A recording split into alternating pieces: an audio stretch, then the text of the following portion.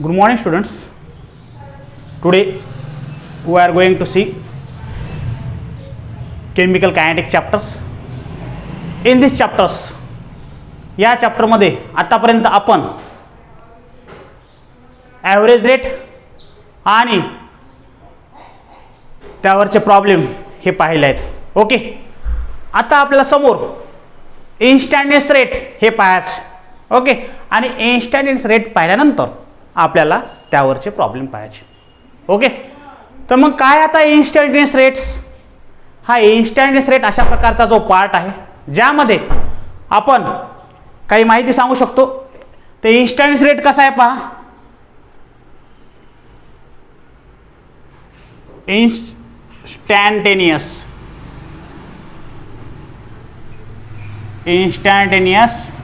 Rate. काय instantaneous rates? Instant rate असा आहे, it is defined as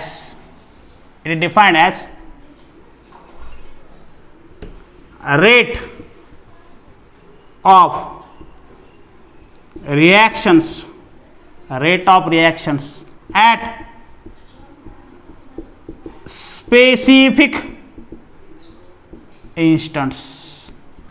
Rate of reaction at specific instance called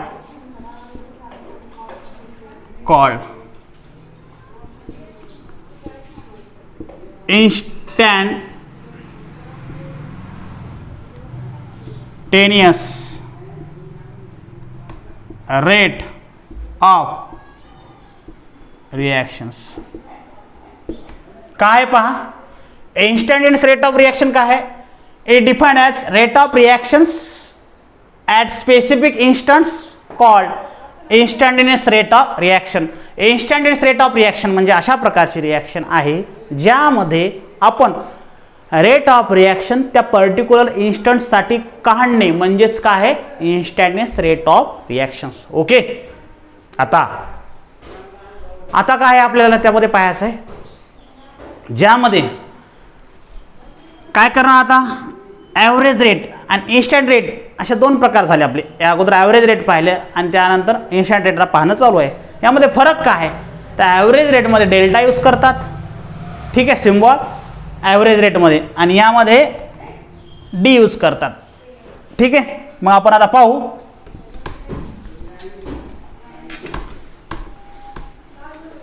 आता यामध्ये question आहे, उदाहरणार्थ क्वेश्चन्स कॅल्क्युलेट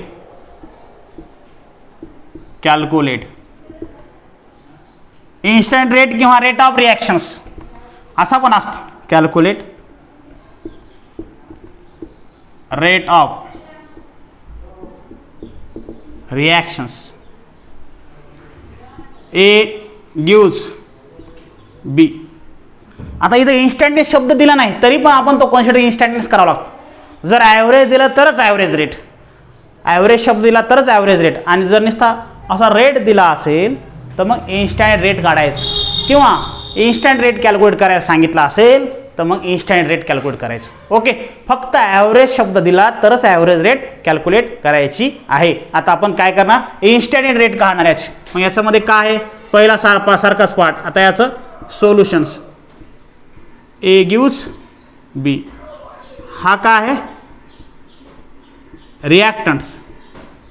हा काय आहे, प्रोडक्ट. इथं साइन कोणता आहे, मायनस. ओके, इथं साइन कोणता आहे, प्लस. आता काय करणार आपण, डिकम्पोज कोणता होणार, ए. फॉर्मेशन कोणता होणार, बी. मग आता काय करणार पहा, rate of consume, okay, of A. ठीक आहे, ए ॲव्हरेज शब्द आला का इथे, नाही. A at time T, at time T. ठीक आहे, ॲट टाइम टी. तर या टाइम टीच्या वेळेस तुम्हाला तो काढायचा आहे, at time T. At time T. मग काय होईल पहा, minus D of concentration of A upon D T. मग यामध्ये काय घेतलं, निगेटिव्ह चिन्ह. निगेटिव्ह चिन्ह काय घेतलं आपण, मायनस काय घेतलं, कारण की रिॲक्टंटमध्ये आहे. त्यानंतर आता एक आहे कॉन्सन्ट्रेशन्स, एक आहे कॉन्सन्ट्रेशन, हा ब्रॅकेट कॉन्सन्ट्रेशनसाठी घेतला. डी म्हणजे स्मॉल चेंज, स्पेसिफिक इन्स्टंटसाठी चेंज. याप्रमाणे मायनस चिन्ह कशासाठी घेतलं, रिॲक्टंटमध्ये आहे म्हणून. डी काय, हा डेरिव्हेटिव्हचा फॉर्मेशन पार्ट आहे, तर तो जो आहे तो स्मॉल चेंज आहे. ठीक आहे, कशाचा, एचा काय, कॉन्सन्ट्रेशनचा. टी सुद्धा काय, स्मॉल चेंज इन टाइम. हा डी जे यूज करतो ॲव्हरेजमध्ये काय करतो आपण, डेल्टा. आणि इन्स्टंटेनियसमध्ये काय यूज करतो आहोत, डी, डेरिव्हेटिव्ह थोडक्यात. ठीक आहे, त्याचा डिफरन्शिएशनचा पार्ट, डेरिव्हेटिव्ह म्हणण्यापेक्षा डिफरन्शिएशन्स. ठीक आहे, त्याचा डिफरन्शिएशनचा पार्ट. मग आता त्यानंतर रेट ऑफ फॉर्मेशन ऑफ बी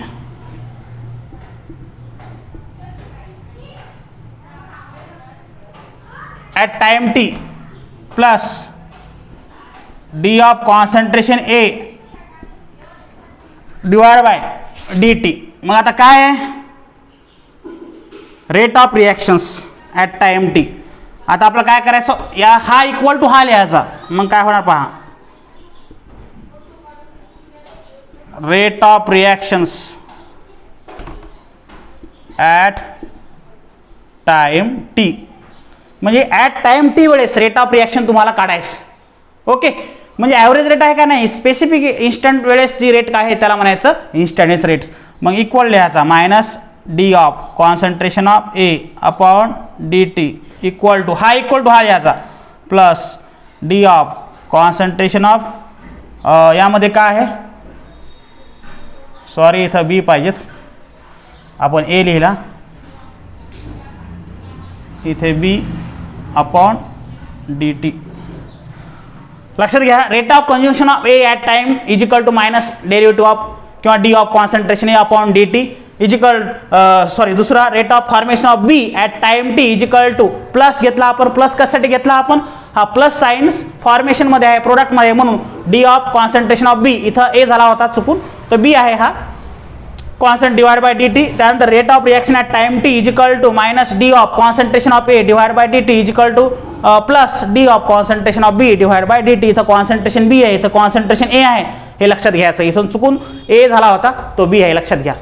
ठीक आहे, तर आता हे ओव्हरऑल रिॲक्शन आपण लिहिली, rate of reaction at time T. हा प्रश्न इथे क्वेश्चन पूर्ण झाला, उत्तर याचं झालेलं आहे. ओके, आता आपल्याला अशाच प्रकारचं पुन्हा क्वेश्चन काही सॉल्व करायचे. त्या क्वेश्चनमध्ये पहा इकडे, आता आपण काय करणार, कॅल्क्युलेट रेट ऑफ रिॲक्शन असा क्वेश्चन 2 घेणार. ऑफ काय आहे तो, ए प्लस बी किंवा असं घेऊ, A plus 3b gives twice C, अशा प्रकारचा क्वेश्चन घेऊ. आता याचं काय करायचं आपल्याला, ॲव्हरेज रेट तर तो आपण पाहिलेच आहे. आता याचा इन्स्टंटेनियस रेट काढायचं. काय काढायचं आहे, इन्स्टंटेनियस रेट्स. म्हणजेच काय होईल पहा, मग याला सोल्युशन. ठीक आहे, सोल्युशनसाठी काय करणार आपण, ए 3b ट्वाइस सी, हा काय आहे रिॲक्टंट, साइन कोणता आहे मायनस, हा काय आहे प्रोडक्ट, साइन कोणता आहे प्लस. हा रिॲक्टंट, हा प्रोडक्ट. ओके, आता हा ए प्लस ट्वाइस बी गिव्स सी, रिॲक्टंट हा आहे, मायनस साइन घ्यायचा, प्रोडक्ट आहे तर तो प्लस साइन घ्यायचा आपण. ओके, त्यामध्ये पहा, रेट ऑफ कन्झम्पशन्स ऑफ ए, याला कसं लिहिणार, ॲट टाइम टी हा शब्द आवश्यक आहे, ॲट टाइम टी. मग rate of consumption of A at time T, तर हे कसं लिहिणार आपण, minus D of concentration of A divide by D T असं लिहिणार. ठीक आहे, मग आता दुसरा, रेट ऑफ, पुन्हा कन्झ्युम होणार हा, कारण बी सुद्धा काय आहे रिॲक्टंटमध्ये, rate of consumptions of B okay at time T is equal to minus, आता कोइफिशियंट 3 आहे तर तो कसा होईल 1/3 मध्ये जाईल, बाकीचं मग D of concentration of B divide by D T. Okay, म्हणजे कोइफिशियंट डिवाइड फॉर्मेशनमध्ये जातो अशा प्रकारचा पार्ट होतो. कशामध्ये? रेट ऑफ रिॲक्शनमध्ये. त्यानंतर रेट ऑफ फॉर्मेशन, आता फॉर्म होत आहे, कोण होत आहे? C at time T is equal to rate of formation of T at C at time T. तर यामध्ये काय राहणार? तो 1 हा प्लस साइन राहणार 1/2 D of concentration of C divide by D T याप्रमाणे. आता ओव्हरऑल काय होणार? रेट ऑफ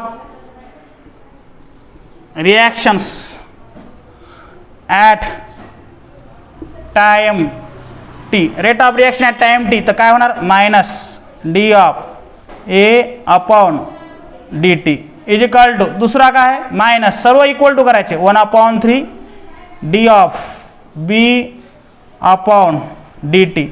आणि तिसरा जो आहे, तिसरा कोणता आहे? Plus 1/2 D of concentration C upon D T. म्हणजे काय आला हा?